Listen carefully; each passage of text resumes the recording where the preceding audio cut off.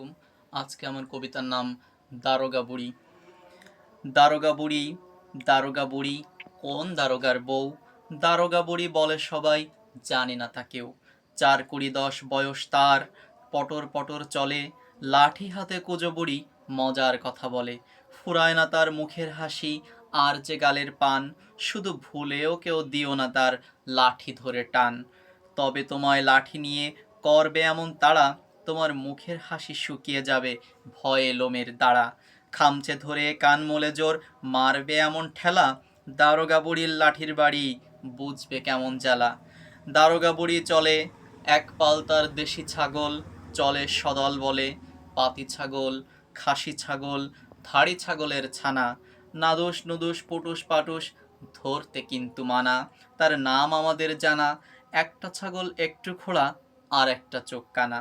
খোড়া ছাগল হ্যাংলা বড়, পা টানিয়া চলে, শাক সবজি যা পায় সে খায়, কেউ কিছু না বলে। ওরে বাবা, বলবে কিছু?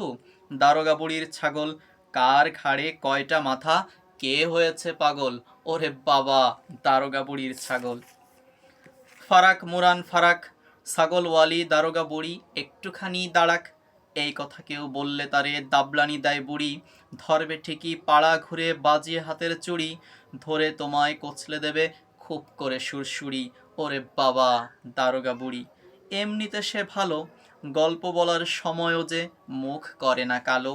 ফরাদ মুরাদ নাতি যে তার ঘর করেছে আলো, পাকিস্তানি দারোগা বাবু ছিল যে তার স্বামী। এটুক বলে দারোগা বুড়ির গল্প একটু থামি। সাব্বাস তার 90, ওরে সাব্বাস তুই বুড়ি। ওরে বাবা, দারোগা বুড়ি।